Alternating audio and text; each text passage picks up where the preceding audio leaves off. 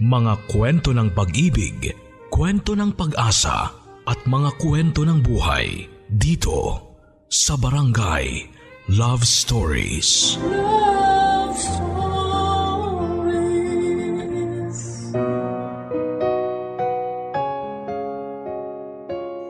Ang tadhana ay sadya nga namang mapaglaro. Dahil kung kailan tila perpekto na ang isang bagay ay sa kanya muling paiikutin ang mundo mo. Yung tipong hindi lahat ng bagay na naisin natin ay ating makukuha. Kung minsan nga ay may mga bagay tayong nakakamit. Ngunit may napakalaking kapalit. May darating sa atin na napakagandang regalo ngunit tila may kabayaran. Katulad na lamang ng kwentong ibabahagi sa atin ngayong Sabado ni Rian na hindi nawala ng pag-asa sa kabila ng napakaraming beses na pagkabigo. Gusto mo na bang makarelate sa kanya?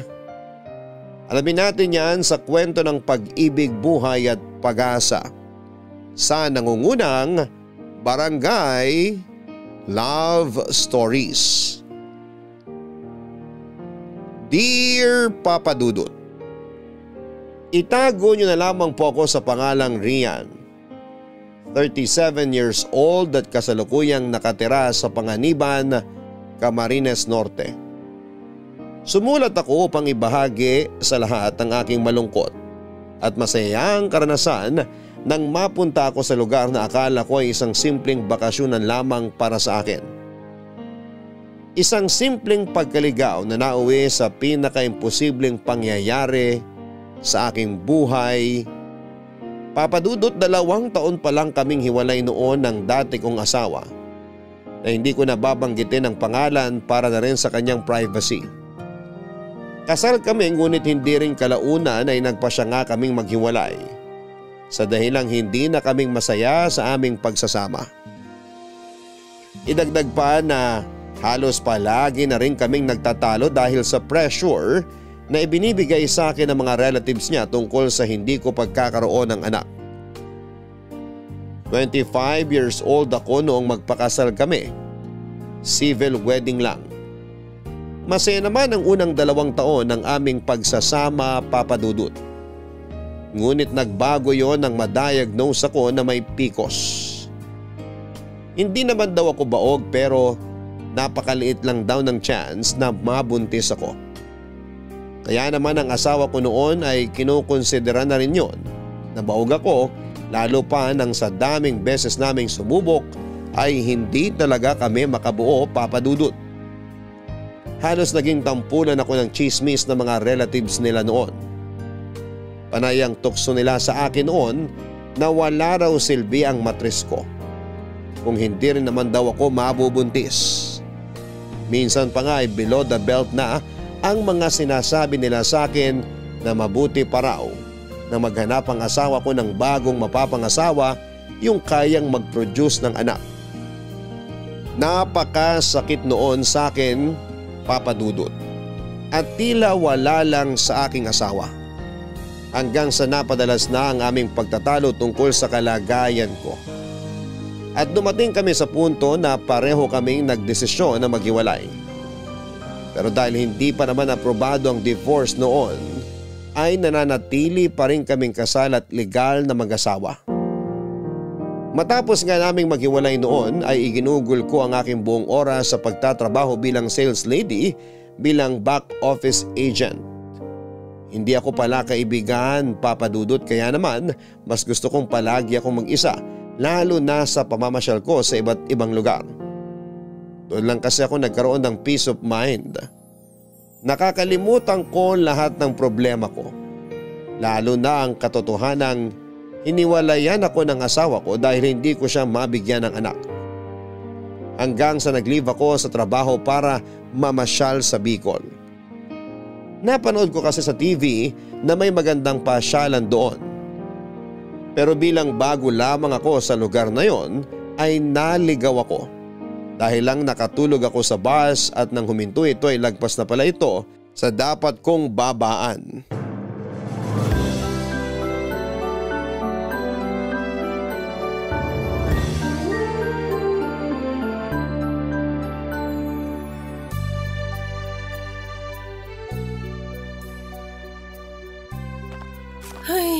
Nasaan na ba ako? Ano ba to? Ba't wala man lang signal dito kahit isang bar lang? Kung kailan naman kailangan ko ng online map eh. Nasa bundok na ba ako? Miss? May hinahanap kayo? Ano kasi kuya? Anong lugar ba to? Kasi parang lumagpas na ako sa dapat kong babaan. Barangay Matake to, miss. Saan ka ba dapat pupunta? Paracali sana. Ay, ang layo mo na dun. Ha? Paano ba ako makakapunta roon? Anong pwede kong sakyan? Nako, miss. Probinsya to kaya napakadalang ng mga sasakyan dito. Hindi uso rito ang jeep. Tricycle lang ang transpo namin dito pero hindi ka naman maihahatid sa Paracali. Hanggang sa may bayan lang sila. May pwede bang masakyan sa bayan papuntang Paracali? Baka pwede mag-tricycle na lang ako papunta ron. Meron naman pero anong oras pa lang, miss? Mag-aalas 3 ng madaling araw. Wala pang tricycle na bumabiyahe ngayon. Mamayang mga alas 6 meron na. Naku, may mga hotel ba dito na pwede ko matuluyan kahit ngayong gabi lang? Sorry, miss. Kasasabi ko lang probinsya to kaya walang hotel dito. Wala bang kahit anong pwedeng masakyan dito? Wala bang dadaan na bus dito pabalik? Hapon ang biyahe ng mga bus dito pabalik ng Maynila. Meron naman mamayang alas 5 ng madaling araw kaso mahal ang bayad kasi aircon ng bus. Sige kuya, salamat. Maghihintay na lang ako dito hanggang mamaya. Delikado dito sa labas, miss. Di ka kilala rito. Marami pang asong pag-alagala dito, baka makagat ka. Wala naman akong choice kuya. Sabi mo nga walang hotel na malapit dito. Ganito na lang, miss. Kung gusto mo, dun ka muna sa amin. Tapos mamaya kung magliwanag na, tsaka ka mag-abang na masasakyan. Salamat na lang kuya. Okay na ako dito. Nagmamagandang loob lang ako, miss. Babae ka pa naman tapos gantong oras narito ka sa kalsada ng walang kasama. Sasamahan na lang sana kita rito kung di lang ako aahon sa bundok. Aahon sa bundok? Oo, aahon. Aakit ako mamayang alas 5. Kaya nga maaga akong gising kasi mag-iigib ako ng tubig. Mamaya kasi mahina ng tubig sa gripo. Walang gagamiting tubig sa bahay sina mama pag alis ko. Ay sige na kuya, magigib ka na. Naabala na kita ng husto. Di nga kita maiwan dito. Doon ka muna sa amin. Andun sina mama tsaka yung kapatid kong babae. Malapit lang naman dito sa daan. Tsaka wala naman akong balak na masama. Konsensya ko pag may nangyari sa'yo dito. Kung pwede naman kitang patuloyin muna sa amin. Nakakahiya naman sa inyo kuya. Hindi yan, huwag kang mahiya. Mabait ang mama ko tsaka yung kapatid ko. Pwede kang tumabi muna dun sa kapatid ko para makaidlip ka kahit sandali. Mukha kasing ang layo pa ng pinanggalingan mo ay. Galing pa nga ako ng Quezon City eh. Di ba nga? Ano? Dun ka muna sa amin. Ipagpapaalam kita sa mama ko. Sige kuya, di bale maghihintay lang ako magliwanag tapos aalis na rin ako. Sige, tara. Sunod ka na lang sa akin at may mga aso sa katabing bahay namin. Tsaka madilim ang dadaanan mo. Baka mahulog ka sa putikan. Buksan mo na lang ang flashlight ng cellphone mo. Sige kuya, salamat ha. Pasensya na rin talaga sa abala. Ayos lang. Cargo de konsensya ko pa kapag may nangyari sa'yo dyan sa labasan. Shoo! Lintik na aso talaga to. Andito na tayo. Pasok ka muna. Di na kuya, dito na lang ako sa labas. Uubusin ka ng lamok dyan. Iba mga gat ng lamok dito sa amin kesa sa Maynila. Baka kasi magalit mama nyo eh. Okay na ako talaga dito kuya. Sige, ikaw bahala. Basta kung antukin ka, pasok ka na lang dito. Ay, teka. Ipagsisindi kita ng katol. Wag na kuya. Sinasabi ko sa'yo. Grabe mga gat ng mga lamok dito. Sige, salamat. Pasensya na talaga sa abala. Salamat ulit dito sa katol. Wala yon. Maiwan na muna kita at mag-iigib pa ako ay. Mamaya bago ko umalis, ibibiling kita kina mama. Naku, salamat kuya. Buti na lang ikaw ang nakakita sa akin. Papadudot kahit nga hindi ko pa ganong kilala noon si Aris, ay tinanggap ko kagad ang alok niya na tumuloy muna ako sa kanila habang wala pang liwanag. Sa totoo lang ay nagdadalawang isip ako kung tatanggapin ko ba o hindi ang alok niya. Ay naisip ko naman na nakakatakot din naman kung mag-isa ako sa kalsada at madilim pa. May mga aso din sa kalsada na pag-alagala at baka bigla na lamang akong kagatin, lalo pat hindi ako taga roon. Naisip ko din na baka may masamang taong dumaan at baka kung ano ang gawin sa akin. Kahit naman hindi ko pa gaanong kilala noon si Aris, ay ramdam kong mabuti siyang tao. Hindi ko alam kung paano ipapaliwanag pero magaan ang loob ko sa kanya. Nararamdaman kong ligtas ako kung siya ang kasama ko. Bago nga umalis si Aris para umakyat sa bundok ay ipinakilala niya ako sa nanay at kapatid niya. Pinaliwanag din niya kung bakit ako nandoon at pansamantalang nakituloy sa kanila. Wala namang kahit na anong pagtutol ang nanay ni Aris at todo asikaso pa nga sila sa akin noon. Ipinagtimpla pa ako ng kape ng nanay ni Aris at ipinaghain ng almusal. Nahihiyaman ako ay natuwanan ako sa klase ng pag-aasikaso nila sa akin dahil hindi nila ako itinuring na ibang tao. Naitanong pa nga ng nanay ni Aris na si Tita Wilma kung bakit sa Bicol ko napiling mamasyal. At sinagot ko naman siya na nakita ko lamang sa commercial sa TV, kaya lang ay minalas naman ako na maligaw.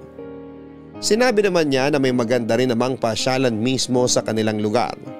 At kung gusto ko raw ay magpasama ako kay Aris kinabukasan noon, total ay pahinga nito sa pangunguha ng niyog sa bundok. Dahil na nga rin sa pamimilit noon ni Tita Wilma, ay hindi ako nakaalis papunta sa destinasyon ko. Gusto kasi niya na makita ko muna ang lugar na sinasabi niya. Kaya nga nagpalipas ako ng ilang pang-araw sa kanila at hindi naman nila ako pinabayaan.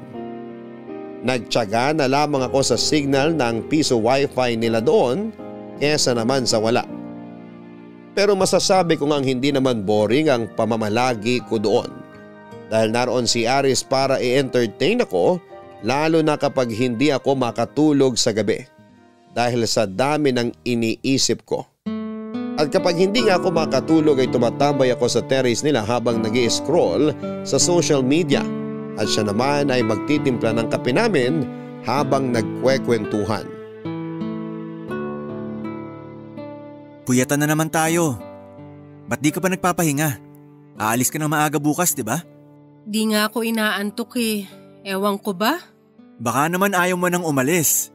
Mamimiss mo ako, no? Ayan ka na naman sa mga biro mo. Mamimiss ka dyan. Di pa pwedeng di lang makatulog. Biro nga lang. Ba't ba di ka makatulog? May problema ka ba? Share mo naman sa akin. Wala naman. Naisip ko lang na mamimiss ko tong lugar na to. Sinasabi ko na nga ba eh. Kunwari ka pa. Tigilan mo nga ako. Seryoso ako rito eh. Oh, sige na. Tuloy mo na. Alam mo ba yung feeling na mapunta ka sa isang lugar na wala kang kakilala? Pero ilang araw ka pa lang nandun, parang ilang taon na, yung ganun. Di ko alam. Dito lang naman ako sa lugar namin, hindi ako maalis. Takot akong lumuwas ng Maynila. Bakit naman? Basta, di naman ako gaya mo na kahit saan yata mapadpad, di ka ma-homesick. Ibahin mo ako. Simula na magkaisip ako, andito na ako hanggang ngayon. Ni minsan di ako umalis sa lugar na to. Hindi mo ba gustong makarating man lang sa ibang lugar? Bakit pa? Dito pa lang sa lugar namin, kontento na ako. Ayaw mo bang magkaroon ng ibang trabaho bukod sa pagkokopra? Hindi mo ba naisipang subukan ng ibang trabaho? Sa totoo lang, hindi. Kontento na ako sa trabahong meron ako. Bakit kamo? Kasi simulat sa pool, ito na ang bumubuhay sa amin. Mahirap, oo. Pero kung tutuusin, sapat na para mabuhay kami. Siguro sa iba minamaliit ang trabaho namin. Pero hanggat kaya kaming buhayin ng trabahong to, wala kaming pakialam sa sasabihin ng ibang tao. Pare-parehas lang naman kaming kanin ang kinakain. Nakikita ko nga. Hindi nga naman kayo hirap sa pamumuhay. Hindi talaga. Ang mga tao rito basta masipag ka, di ka mahihirapan. Pero kung tatamad-tamad ka, talagang mahihirapan ka. Dito nga basta masipag ka magtanim ng mga gulay at prutas at mamingwit ng isda dyan sa ilog o mangisda sa dagat, may kakainin ka. Sa Maynila, lahat binibili. Bigas at kuryente lang ang kalimitang pinoproblema namin dito. Ang tubig hindi. Kita mo naman, libre ang tubig sa amin. Para sa lahat. Kaya mas gusto kong manatili dito kaysa lumuwas ng Maynila. Sa bagay, ang mahal pati ng mga bilihin sa Maynila. Ay siya nga. Tsaka dito sariwa ang hangin. Tahimik ang paligid. Di uso dito yung mga magkapitbahay na nagbabangayan. Magkasundo lahat ng mga tao rito. Aminin mo, nagustuhan mo na rin dito, no? Oo, wala naman akong aayawan sa lugar na to eh. Kaso may buhay ako sa Maynila. Kaya nga. Ay, siya nga pala. Ilang araw ka na rin dito pero wala ka nababanggit tungkol sa pamilya mo. Buti pinapayagan ka nalang mamasyal kung saan-saan na mag-isa. Runaway ako. Maaga akong nag-asawa kaya tinakwil ako ng pamilya ko. Naku, may asawa ka na pala. Pasensya na. Nagbibiro pa ako sa'yo ng kung ano-ano. Ayos lang. Kasalanan ko rin naman kasi hindi ko nasabi. Di rin naman ako nagtanong. Buti pinayagan ka ng asawa mo gumala. Hiwalay na kami. 2 taon na. Kaya lang, kasal kami kaya mag-asawa pa rin kami sa papel. Ba't naman kayo naghiwalay? Na-fall out of love sa isa't isa. Lagi na kami nagtatalo at lagi nakikialam ang mga relatives niya sa mga desisyon naming mag-asawa. Nakaka-pressure. Palaging kailangan ko magpa-impress sa kanila kahit hindi naman dapat. Anak ba? Meron kayo o wala? Naku, tuloy na lang natin bukas. Inaantok na ako eh. Ay, sige. Matulog ka na. Ako na bahalang magpasok nitong mga tasa sa loob.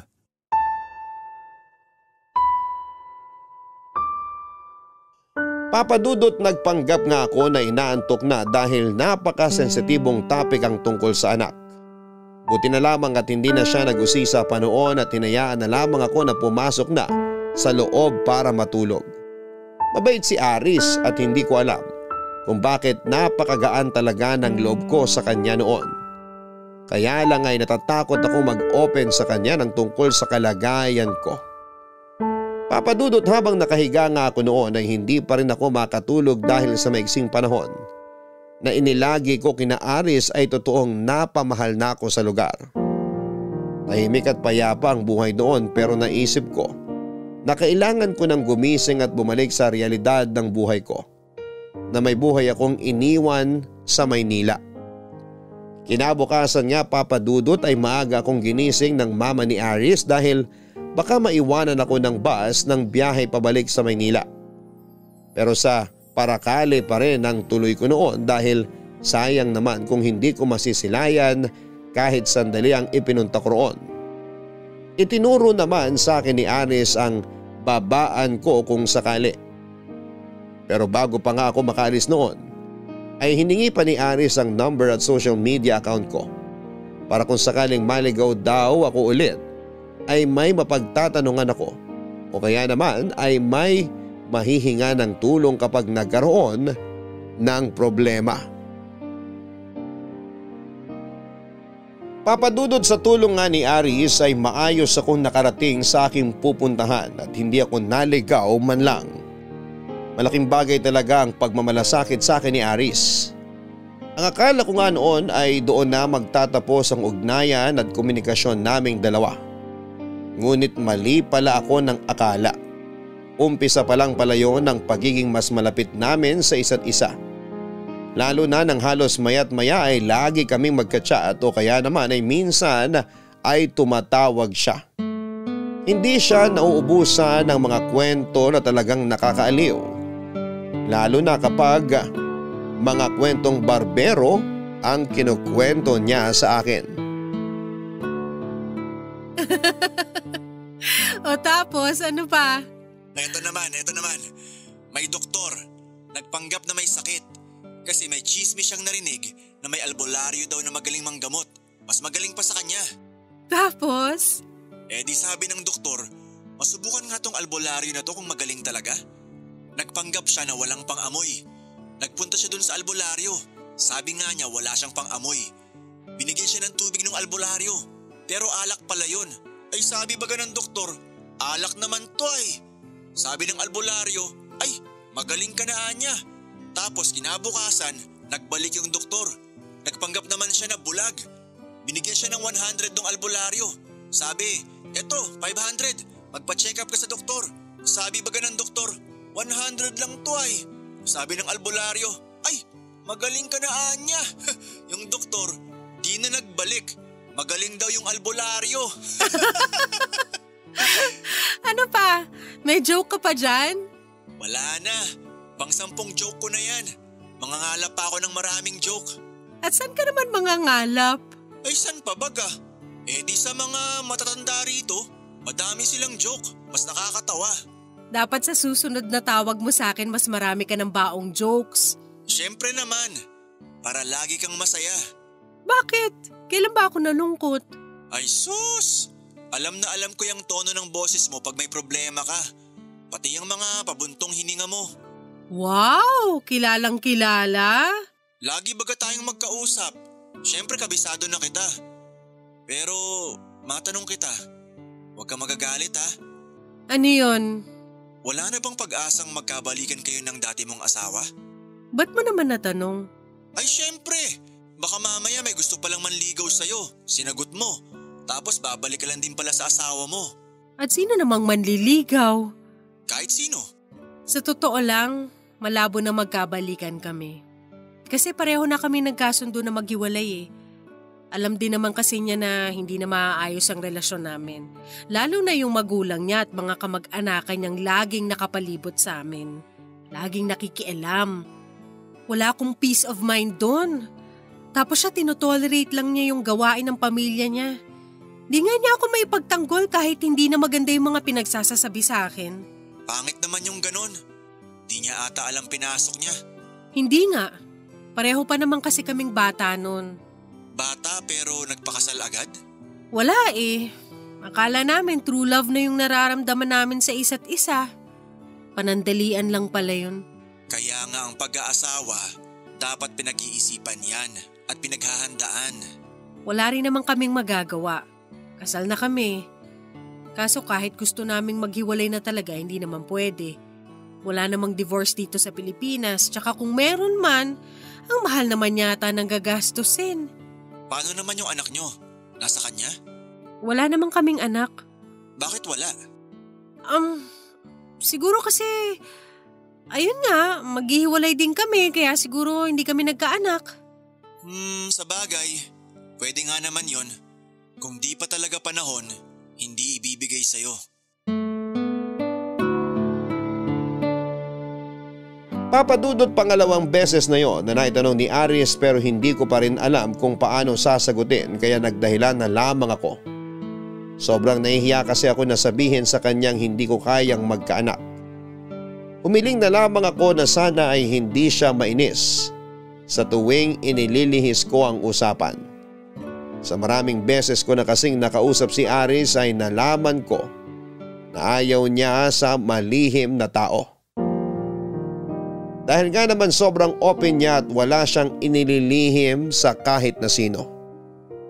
Pero sinabi naman niya na naiintindihan niya kung hindi ko masasagot yon. Sobrang curious lang daw talaga niya. Kahit naman may mga bagay pa rin na hindi alam ni Aris tungkol sa akin noon, ay nagpatuloy ang magandang pagkakaibigan namin. Pero habang tumatagal na nakikilala ko ang ugali ni Aris, ay unti-unting nahuhulog ang loob ko sa kanya. Siya kasi yung tipo ng tao na sobrang sipag at dedicated sa trabaho. Lahat ng hirap ay kinakaya niya. Sabi pa nga niya isang beses na walang mahirap sa taong masikap.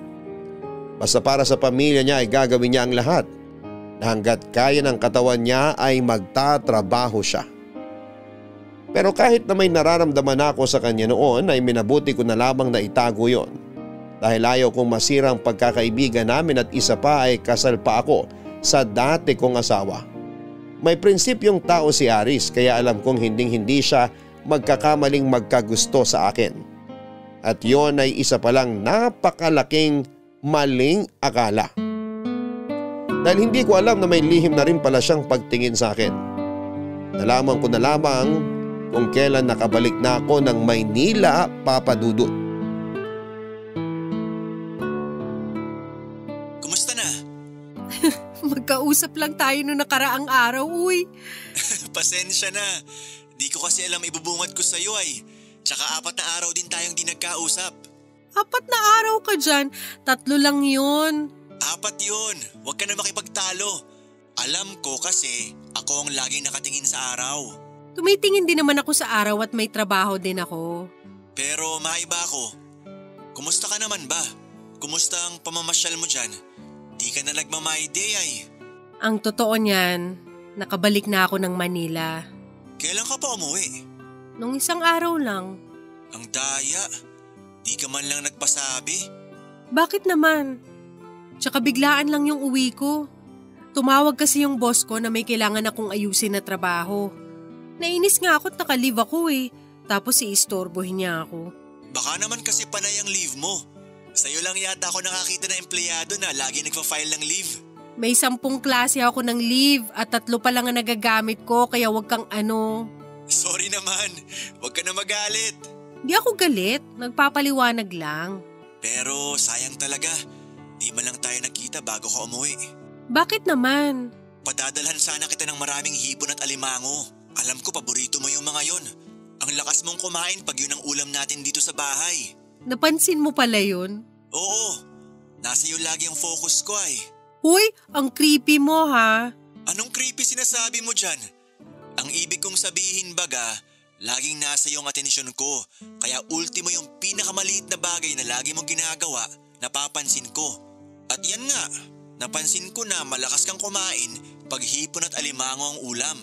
In fairness, tama ka dyan. Favorite ko nga yun. Oh, di ba? Nanghuli sana ako sa fish pond ng mga hipon, tapos alimango dun sa bakawan namin para nadala mo dyan pabalik. Hindi rin, 10 oras mahigit ang biyahe, baka bumaho lang. May maliit naman akong cooler dito. Pupunuin lang lagi ng yelo. Hayaan mo na, next time na lang siguro. Makabalik ka pa kaya rito? Di ko alam eh. Malay natin.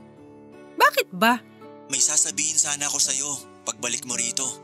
Tungkol naman saan? Pagbalik mo nga rito, doon ko sasabihin. Mas gusto kong personal na sabihin sa'yo. May pa-suspense ka pang nalalaman? Paano pala kung hindi na ako makabalik dyan, di hindi mo nasasabihin sa akin? Ba't naman di ka makakabalik? Ano? Pupunta pa ako dyan para lang malaman yung sasabihin mo? Wala naman kasing thrill pag sa call ko lang sinabi. Ano ba kasi yun? Matagal na akong may gusto sa'yo, Rian. Simula pa nung ilang araw kang nagstay dito sa amin. Ayan, sinabi ko na. Gusto ko sana romantic ang gagawin ko pag amin sa'yo ay. Teka, ipaprocess ko lang yung sinabi mo. Nag-loading yata utak ko.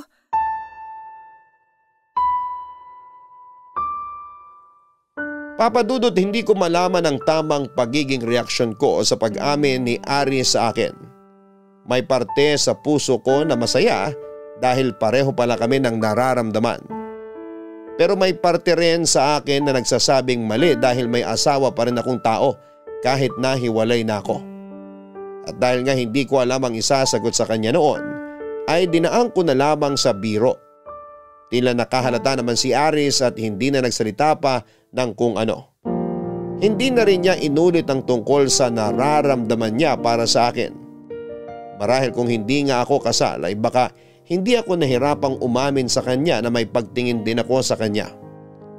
Dahil sa totoo lang ay gustong gusto ko talaga siya. Kaya lang ay naisip ko noon na may mga bagay na mas mabuti na lamang na itago. Papadudot, ilang araw na nga akong hindi makapag-focus sa trabaho ko noon dahil palaging sumasagi sa isipan ko ang mga sinabi sa akin ni Aris. Hating-hati ang nararamdaman ko noon dahil ang sigaw ng isip ko ay mali ang magmahal muli. Pero ang puso ko ay iba naman ang sinasabi. Sa pagdaan nga ng mga araw ay tila pabigat ang pakiramdam ko. Lalo pa nga at bihira na lamang tumawag sa akin noon si Aris. Pakiramdam ko nga ay umiiwas siya sa akin at aaminin ko na nakakaramdam ako ng takot noon. Takot na baka unti-unting lumayo ang loob niya sa akin, Papa Dudut. Hanggang sa hindi ko nakinaya ang bigat ng dibdib ko at naglakas loob na akong umamin sa kanya. Seryoso ka ba? Oo nga. May gusto nga rin ako sa'yo. Hindi ko lang alam kung kailan nagsimula. Basta gusto kita. Baka naman pinaprank mo ako ha. Mahilig ka pa naman magprank. Sira, ano namang mapapala ko kung ipaprank kita ng ganito? Hindi lang ako makapaniwala. Para kasing in love ka pa rin dun sa ex mo. Anong in love pinagsasasabi mo dyan? Wala na nga ako ni katiting na feelings para dun. Biro lang. Sobrang saya ko lang. Kaya lang kasi, Kaya lang ano? kahit naman gusto natin yung isa't isa, hindi pa rin tayo pwede. Kasi nakatali pa rin ako sa dati kong relasyon. Ano naman? Oo, kasal pa kayo. Pero kayo na nga mismo nagdesisyon na maghiwalay. Nagkasundo na kayo pareho.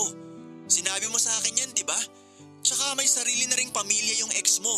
Aba, dapat piliin mo rin kung ano naman ang magpapasaya sa'yo. Di mo kasi ako naiintindihan eh. Anong di ko naiintindihan?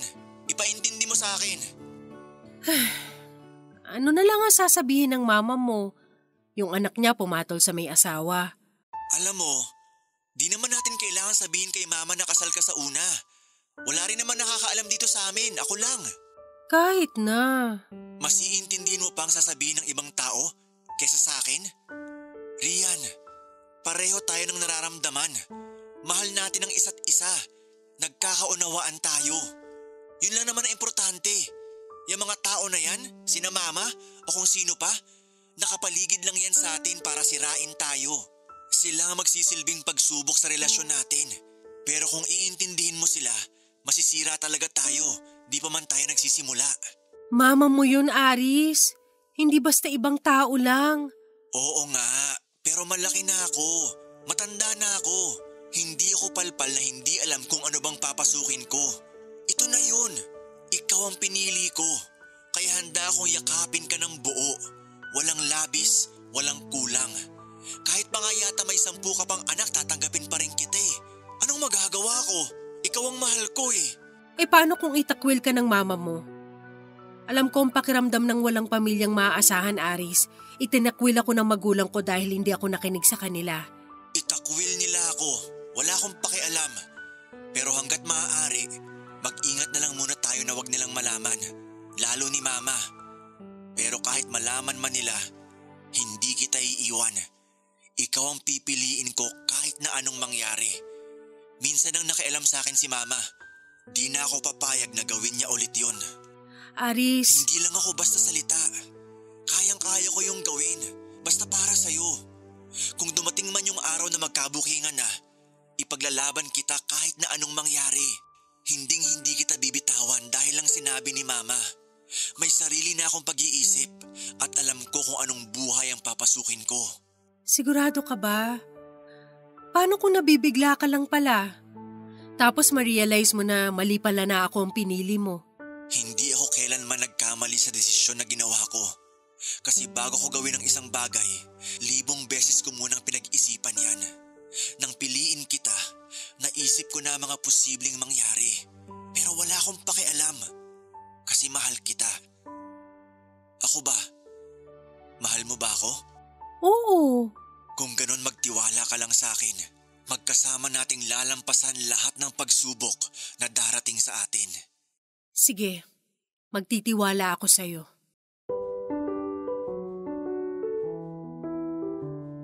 Papadudot ng araw ding yun nga ay official na naging kami. Hindi na namin dinaan pa sa ligawan dahil alam naman namin ang nararamdaman namin. Tila tumaba nga ang puso ko sa mga sinabi niya sa akin. Ganun pala ang pakiramdam ng masabihan ka na ipaglalaban ka kahit na ano ang mangyari. Hindi ko kasi yun naramdaman sa dati kong asawa noon. Mas iniintindi kasi niya kung ano ang sasabihin ng magulang at kamag-anak niya. Hindi ko nga alam noon kung may natutunan ba siya sa wedding seminar namin noon.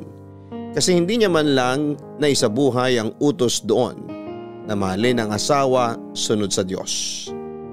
Ang pakiramdam ko noon ay least priority ako. Dahil mas importante pa rin sa kanya ang sasabihin ng mga magulang at kamag-anak niya kesa sa akin na asawa niya. Tuloy ay nagsisisi ako dahil nagpadalos-dalos ako sa naging desisyon ko at hindi ako mawala sa taling patuloy na nagbibigay sa aming dalawa bilang mag-asawa. Kung sana'y nakinig na lamang ako sa mga magulang ko noon na tapusin ko muna ang pag-aaral ko bago ako mag-asawa ay wala sanang problema sa relasyon namin ni Aris. Napag-alaman ko nga rin na dapat pala ay may asawa na rin si Aris. Ngunit marin lang itong tinutulan ng kanyang ina dahil ayaw nito sa babaeng gusto niyang mapangasawa. Nang tanungin ko siya kung bakit ay sinabi niyang nahuli ito ng kanyang ina na nagpapaligo pa rin kahit pa may relasyon na sila ng babae. Kaya naman mas lalo akong natakot noon, Papa Dudut. Manliligaw lamang yon pero agad na humadlang ang nanay niya sa gusto niyang mapangasawa. Paano pa kaya ako nakasal pa? Dahil nga sa frustration at anxiety ko noon ay ilang araw din akong hindi nakapasok. Nabigla na lamang ako nang makatanggap ako ng sulat mula sa company namin na tanggal na ako sa trabaho.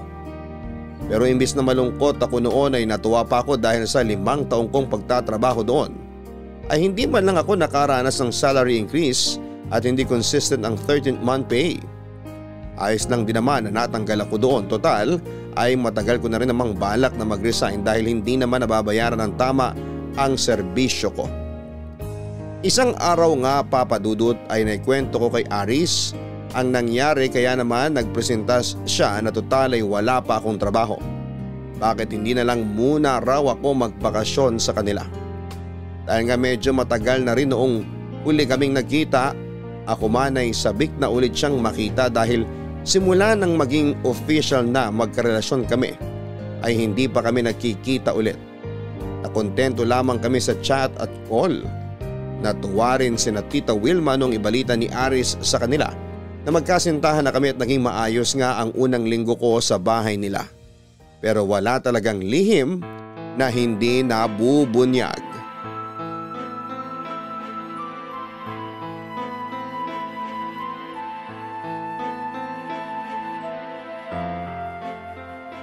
Walang hiya kang babae ka?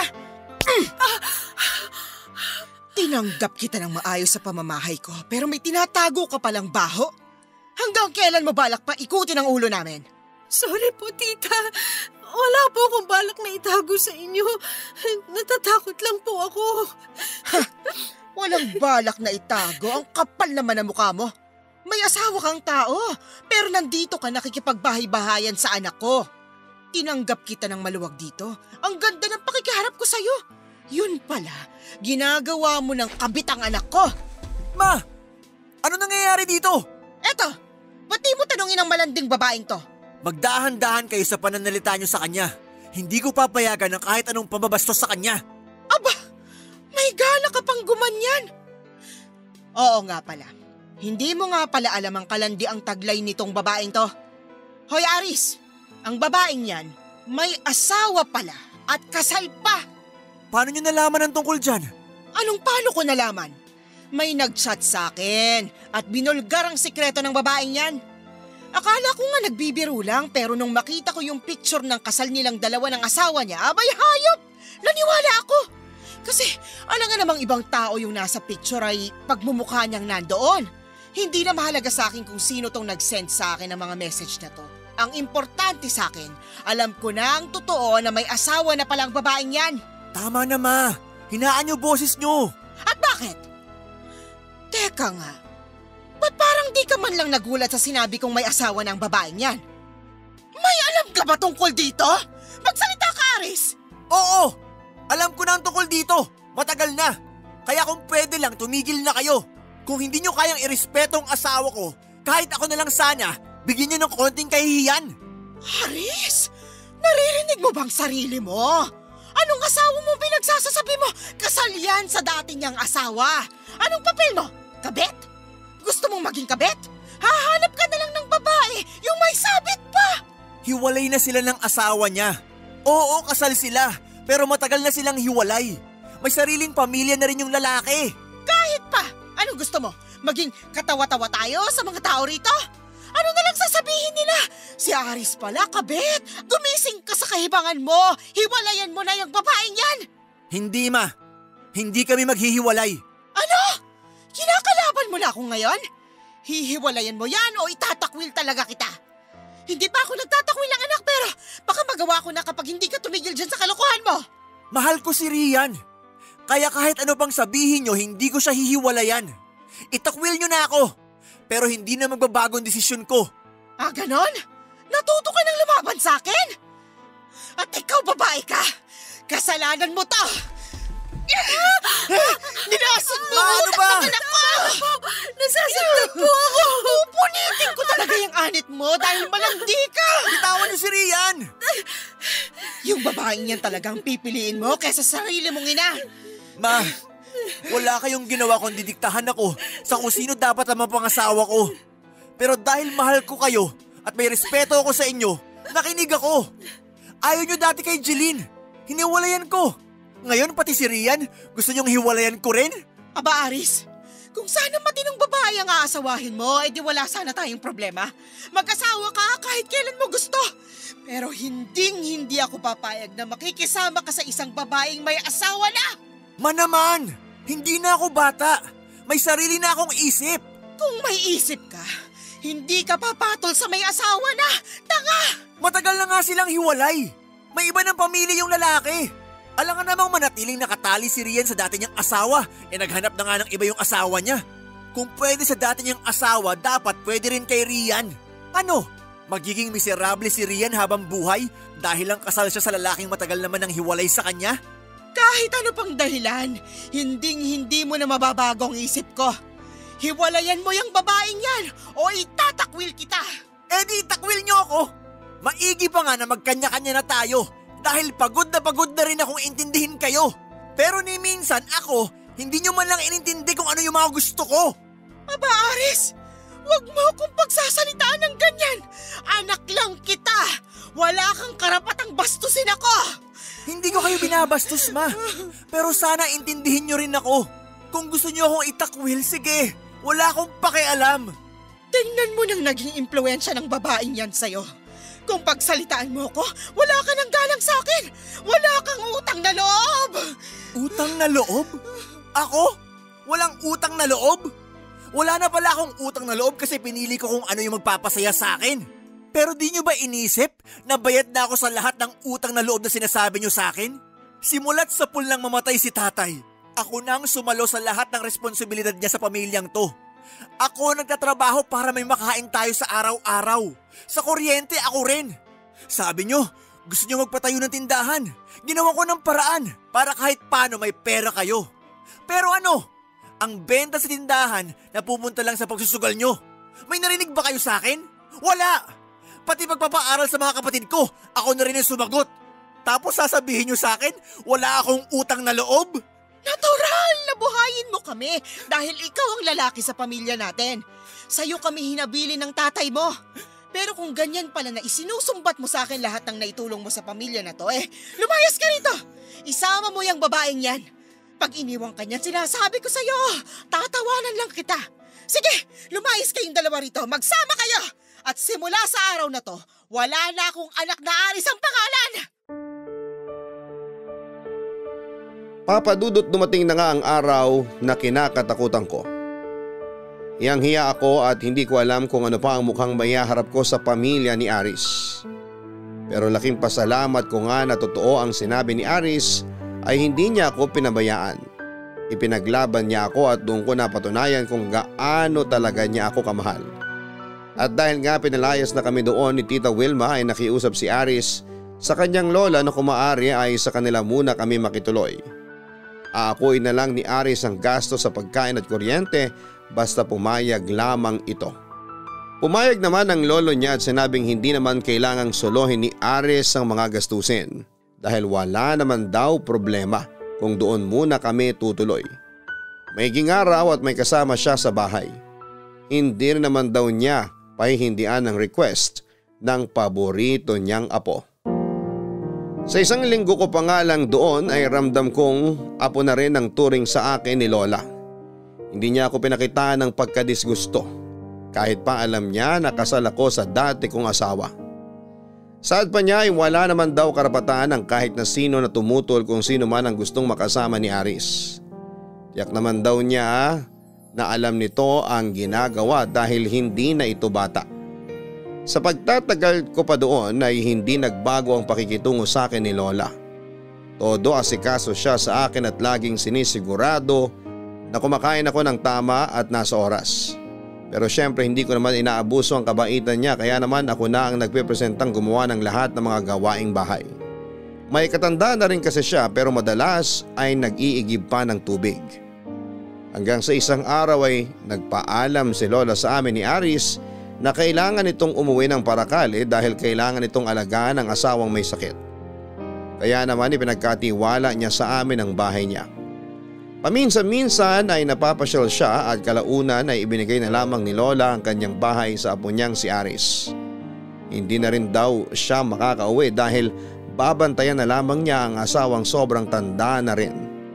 Maging ang malaking niyuga na pagmamay-ari ng kanyang lola sa bundok ay inihabilin na rin niya sa kanya. Dahilan ni Lola ay hindi naman daw niya madadala sa hukay ang lahat ng ari-arian niya.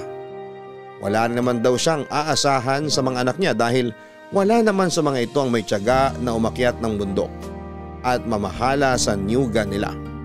Tanging si Aris lamang daw ang napakalaki ng tiyaga sa pagkokobra kaya alam niya na hindi yon mapapabayaan kung sa apo niya mapupunta. Papadudot sa kabila ng pagtutol ng nanay ni Aris sa relasyon namin ay nanatili kaming matatag. Palaging sinasabi sa akin noon ni Aris na wala akong dapat intindihin kung hindi siya lamang. Dahil hindi naman daw ibang tao ang pakikisamahan ko kundi siya. Halos magdadalawang taon na kaming nagsasama noon at kahit kailan ay wala kaming naging problema sa pagsasama namin. Ni minsan ay hindi kami nagkaroon ng pagtatalo na kalamitang nangyayari sa lahat ng magkarelasyon. Ganon siguro talaga kapag alam ng lalaki kung ano ang priority niya sa buhay. Minsan ang nabanggit noon ni Aris na hindi pa man daw siya ikinakasal. Ay alam niyang kapag pinasok na ng isang tao ang pag-aasawa ay dapat asawa na ang priority at hindi na ang ibang tao. Masasabi ko nga na maswerte ako na nakilala ko si Aris dahil kahit tagal kong gustong maranasan ang ganon na lagi kang inuuna sa lahat ng bagay. Naisip ko nga na sana ay nakilala ko siya ng mas maaga nang hindi ko na kinailangan na matali sa isang kasal na nagsilbing kulungan ko ng ilang taon. Sadyang napakabait ni Aris at mapagmahal. Napakalawak ding ng pangunawa kapag minsan ay inaabot ako ng pagiging topakin ko.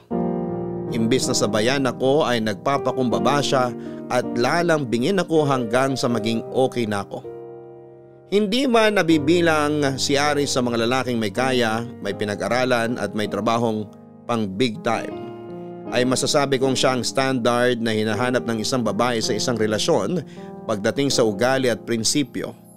Sa pagsasama nga namin ay hindi ko kailanman naisip na iwanan siya dahil siya ang tipo ng lalaki na deserve na mahalin din ng totoo at alagaan.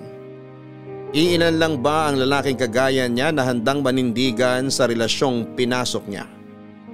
Pero minsan nga ay nangangamba ko dahil wala pa rin siyang kaalam-alam tungkol sa kalagayan ko. Naisip ko na baka matulad din siya sa dati kong asawa na nag-iba ang ugali dahil lamang sa hindi ko siya nabigyan ng anak. Hindi ko alam noon kung paano ko ba ipagtatapat kay Aris ang totoo dahil sa tuwing na-delay ang period ko ay agad siyang nagtatanong kung buntis na ba ako. Pero dahil nakukonsensya ako at hindi naman habang buhay ay maitatago ko sa kanya ang katotohanan, ay nagpa siya na akong sabihin sa kanya ang totoo. Oh mahal, ba't nandito ka pa sa labas? Malamok na baga? Wala, hinihintay lang kita. Ang mahal ko talaga. Tara nga sa loob. Tingnan mo, puro ka na pantal dahil sa kagat ng lamok. Ang tigas talaga ng ulo mo. Ginabi ka. Ang dami pa naming tinapos na nyog na babalatan. Nasugatan nga ako kanina sa Palawan. Ha? Patingin nga, malalim ba? Hindi naman. Ayos lang ako kasi nakauwi na ako sa'yo. At ano namang connect nun?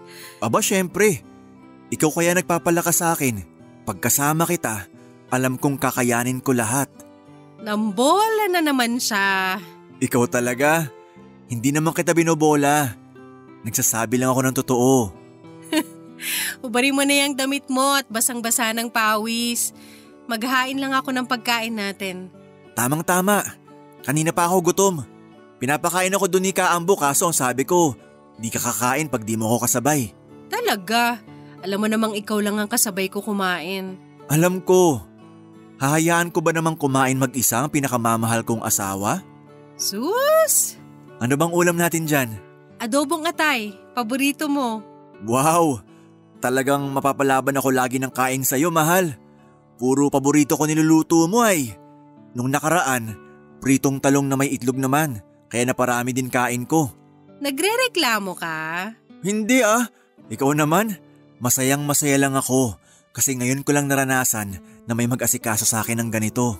Obligasyon ko yun sa'yo. Tsaka ginagawa ko to kasi mahal kita. Kaya nga salamat talaga sa lahat-lahat, mahal. Sa pag-aasikaso, sa pag-iintindi, at higit sa lahat, sa pagmamahal. Ako nga ang dapat magpasalamat sa'yo. Kasi yung pagmamahal na hinahangad ko lang noon, ibinigay mo sa akin ng siksik at nag-uumapaw. Kahit kailan hindi ka nagkulang sa akin. Araw-araw nararamdaman kong mas lalo mo pa ako minamahal. Naku naman, ang asawa ko. Ganon din naman ang nararamdaman ko sa'yo. Alam ko kung gaano mo ako kamahal. Kaya ang swerte ko talaga sa'yo. Swerte din naman ako sa'yo. Naks! Maghahanap ka pa ba ng iba? Siyempre hindi na. Ba't pa ako maghahanap nasa'yo na lahat? Salamat, mahal. Salamat kasi kontento ka na sa buhay na kaya kong ibigay sa'yo. Pero mas pagsisikapan ko pa. Kontentong-kontento na ako. Kasi ikaw yan. Sobra pa sa sobrang binigay mo sa akin. Mabuti naman. Bakit mo nga pala ako hinihintay? Alam mo namang gagabihin ako, di ba? Ano kasi? May gusto ka bang sabihin? Meron sana kaso natatakot ako. Bakit? May nagawa ka bang kasalanan sa akin? Sabi ko sa'yo huwag kang matatakot magsabi sa akin kung may gusto kang sabihin. Alam mo namang makikinig ako at iintindihin kita. Ayos lang ba sa'yo kung hindi tayo magkaanak? Ayos lang naman pero mas masaya kasi kung may anak tayo, di ba? Bakit? Ayaw mo bang magkaanak? Hindi. Sa totoo lang gusto kong magkaanak. Kaya lang kasi may pikos ako, mahal. Hindi kita mabibigyan ng anak. Ha? Ba't di mo sinabi agad sa akin? Tanong pa ako ng tanong sa'yo kung buntis ka na ba? Mahal, sorry. Galit ka ba? Disappointed ka ba? Hindi, mahal. Hindi ko magagawang magalit sa'yo sa ganyang klaseng bagay lang. Naisip ko lang kung gaano kahirap sa'yo kapag tinatanong kita kung buntis ka na ba. Napakabigat siguro ng dibdib mo kasi hindi mo masabi sa akin ang totoo. Pero sana nagsabi ka agad. Maiintindihan naman kita, mahal. Natatakot kasi ako. Paano kung mag-iba rin ang pakikitungo mo sa akin kapag nalaman mo ang totoo? Paano kung kantsawan mo rin ako dahil lang sa hindi ako magkaroon ng anak? Tumingin ka sa akin, mahal. Sa tingin mo ba, ganong klase ako ng tao? Alam mo kung gaano kita kamahal, kaya imposible ang sinasabi mo. Yung asawa ko, pati buong pamilya niya katawa-tawa ang tingin sa akin. Naturingan daw akong babae, wala naman daw silbi ang matris ko. Shhh! Makinig ka sa akin. Mabigyan mo ko ng anak o hindi. Hindi mababawasan ang pagmamahal ko sa'yo. Tsaka hindi naman porke may pikos ka, hindi ka na pwedeng mabuntis. Mahal, ang dami kong napapanood sa TV na mga babaeng may pikos pero nagkaanak. Pwede pa rin tayo magkaanak. Wala namang masama kung susubukan natin ang susubukan. Hindi naman sa wala kang kakayahang magbuntis, mahal, kundi maliit ang tsansa. Pero lagi mong iisipin na hanggat may 1% na chance, kailangan nating panghawakan yon. Huwag tayong mawalan ng pag-asa. Kami nga hindi nakabuo eh. Tayo pa kaya? Mahal, naniniwala ako sa kasabihang may plano ang Diyos para sa atin. Siguro hindi niya kayo pinagkalooban ng anak kasi hindi talaga kayo para sa isa't isa. O kaya naman alam ng Diyos na hindi ka mapapabuti sa kanila. Habang may buhay, may pag-asa. Huwag tayong mawalan ng pag-asa. Magtiwala tayo sa Kanya na ipagkakaloob niya sa atin yon sa tamang panahon at pagkakataon. Salamat, mahal. Salamat kasi lagi mong pinapalakas ang loob ko. Sinabi ko naman sa'yo na ang isa't isang magiging sandigan natin sa lahat ng oras. Kaya huwag ka na mag-alala. O kaya naman kung gusto mo, Mag-alaga tayo ng biik para may baby tayo. Ang dami-daming hayop na pwedeng alagaan, biik talaga na pili mo.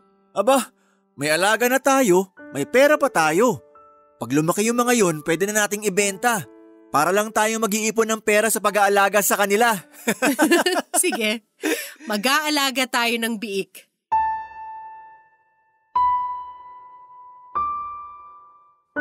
Papa Dudut, napakaswerte ko nga talaga na si Aris ang lalaking muling inibig ko. Dahil wala siyang ginawa noon kundi ang iparamdam sa akin na walang kulang sa akin at lagi akong sapat. Kaya naman mas lalo ko siyang minahal noon nang walang bahid ng anumang pagsisisi at pag-aalangan. Hindi man siyang unang lalaki sa buhay ko ay buo kong ibinigay sa kanyang pagmamahal at pagkatao ko. Kaya naman nagsama pa kami noon ng ilang taon. Nakahanap din ako ng trabaho noon bilang online tutor dahil ayaw ko na iasa lahat noon kay Aris ang mga personal kong pangangailangan gaya na lamang ng mga gusto kong bilhin para sa sarili ko. Lalo at alam ko kung gaano kahirap ang trabaho niya para lamang magkapera kami. Alam ko dahil minsan na rin niya akong naisama noon sa bundok kung saan siya nangangawit ng niyog at nasabi kong maswerte ako dahil hindi ko kailangan magtrabaho ng ganong kahirap. Sa pag-akyat panaog pa lamang ng bundok ay sobrang nakakapagod na. Sobrang init pa ang kalaban nila sa pagkakawit ng niyog at pagkatapos ay mano-manong pagbabalat ng niyog. Tsaka bibiyakin isa-isa ang mga niyog at pagkatapos ay iluluto. Ramdam na ramdam ko noon ang init mula sa nagbabagang apoy at napakasakit sa mata ng usok ng nasusunog na balat ng niyog na ginagamit nila bilang panggatong. At dahil nga sa nasaksihan ko kung gaano kahirap ang trabaho niya ay mas lalo kong pinahalagahan ang bawat sentimo na ibinibigay niya sa akin noon. Ginagawa pa nga niyang uling ang mga baon ng niyog noon at pagkatapos ay ibebenta ng 500 kada sako, pandagdag kita din. Papa Dudut, wala akong masabi sa sobrang sipag ni Aris. Grabe na siyang kumayod kahit pa nga wala kaming anak. Alam ko na magiging napaka-responsableng ama niya kung sakaling magkakaanak kami pero tinanggap ko na rin na hindi talaga kami magkakaanak. Nag-focus na lamang kami noon sa pag-aalaga ng mga biik namin na binibili namin mula sa pinagsamang ipon namin. Sabi ni Aris na kapag lumaki na ang mga biik ay pwede na naming maibenta para sa mas malaking halaga. Nakakatuwa lang noon, Papa Dudut, dahil hindi waldas si Aris sa pera. Hanggang sa naisipan ko nga noon na mag-invest para sa isang maliit na negosyo. Paggawa ng mga mini donuts ang napili kong negosyo na hindi rin nagtagal ay naging mabenta hanggang sa maramihang order ng ginagawa ko. Minsan ay tinutulungan ako ni Aris sa pagbibake at kung minsan naman ay siya ang nagdi-deliver kapag wala siyang trabaho at kapag malapit lang naman. Sa kabila ng pagiging successful ang negosyo namin noon ay tuloy-tuloy na pasok ng pera sa amin ay hindi siya tumigil sa pagkokopra. Sa kagustuhan niyang makapag-ipon at may paayos ang bahay na ibinigay sa amin ng kanyang lola. Kinakain na kasi ng anay ang mga kahoy na haligi at butas-butas na ang yero sa sobrang tagal at kalumaan na. Nagtulong kami sa pag-iipon hanggang sa unti-unti na ipaayos nga namin ang maliit na bahay. Wala na akong mahihiling pa noon dahil matiwasay at sagana ang naging pagsasama namin. Pero hindi naasahang pangyayari ang siyang bumawi ng kanyang buhay, Papa Dudut. Malamig na bangkay na siya nang abutan ko siya sa morgue. Ang kwento sa akin ng mga kasama niya ay nabagsakan siya ng niyog sa ulo habang nagkakawit. Hindi naman nila kaagad na isugod sa ospital si Aris dahil nasa mataas na bundok pa sila. Pahirapan pa na ibaba siya dahil matarik ang daanan at alam ko yon.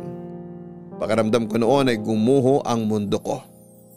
Sobrang sakit, Papa Dudut, na kung kailan unti-unti na naming natutupad ang mga gusto naming mangyari ay saka pa yon nangyari sa kanya. Sobrang paghihinagpis ang naramdaman ko ng panahon na yon dahil siyang bumuo ng pagkatao ko. Pero nawala din siya sa akin. Ang dapat buo na ay muling nahati sa pagkawala niya. Ang masakit pa noon ay ako ang sinisisi ni Tita Wilma sa pagkamatay niya.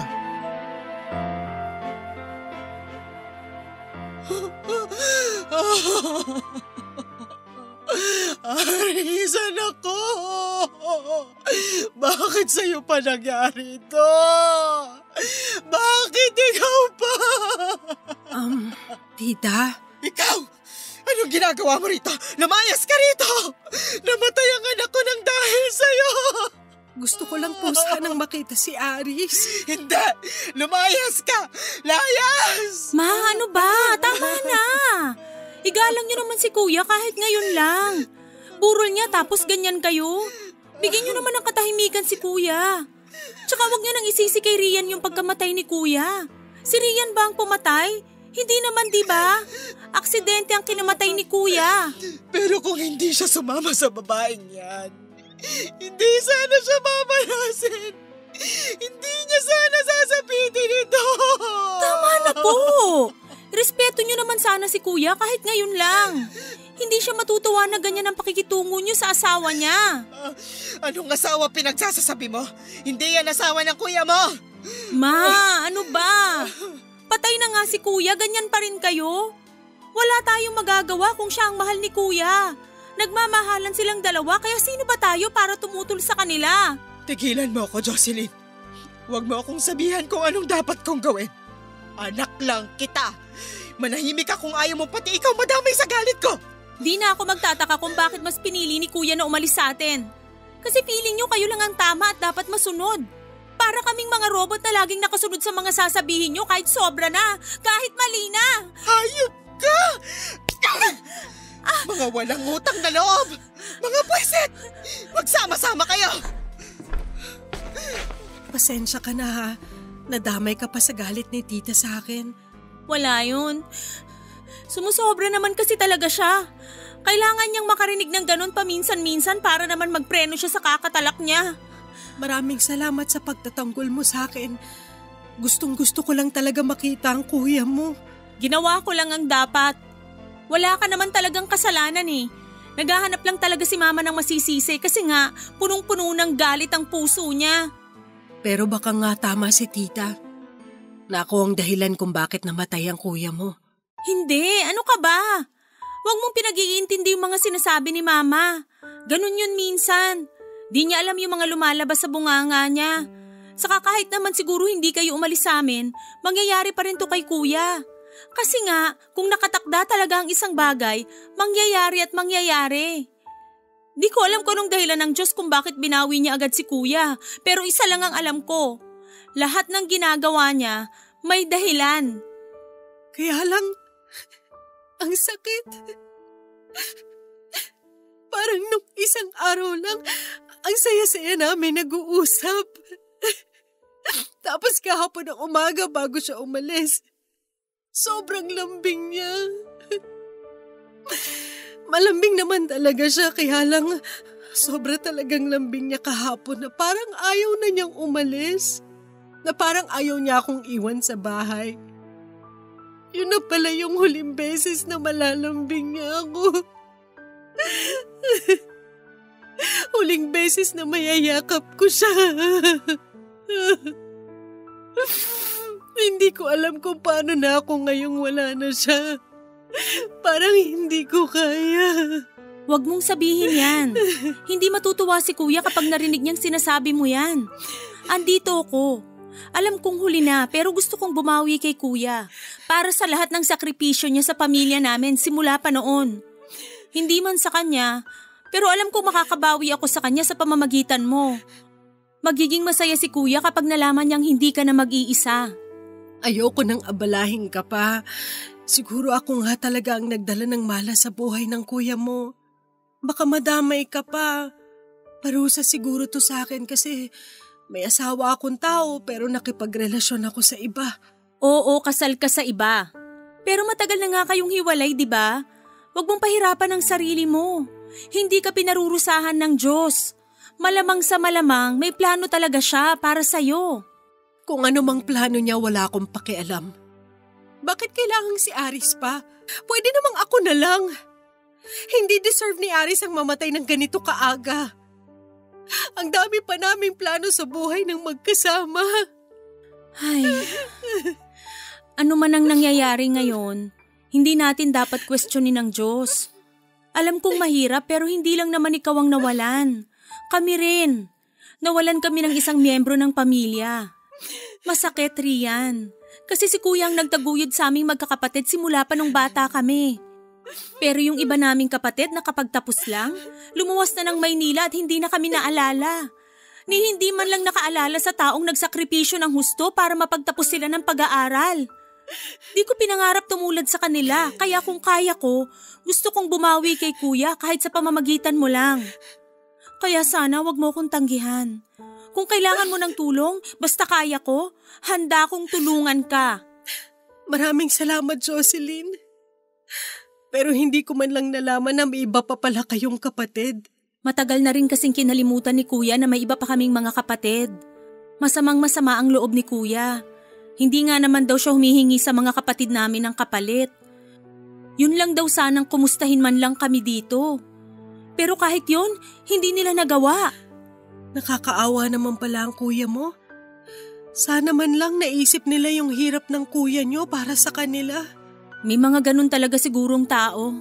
Na kahit kapatid mo pa kaya mong talikuran. Ano nga kasi yung kasabihan na yon? Hindi marunong lumingon sa pinanggalingan? Oo, yun nga. Pero salamat talaga, Jocelyn, ha?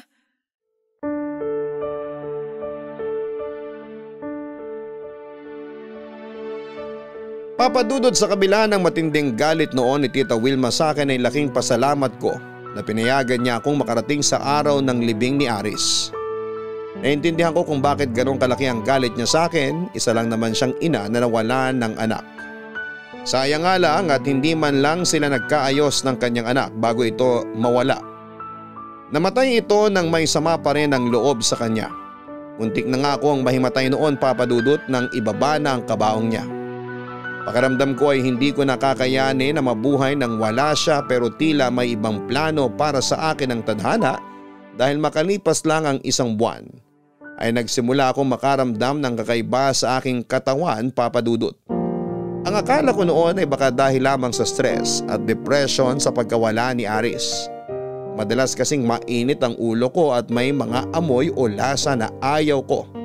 Kaya pansamantala rin akong nagsara noon. Ayaw ko kasing naaamoy ang amoy ng harina at chocolate ng mga panahong yon.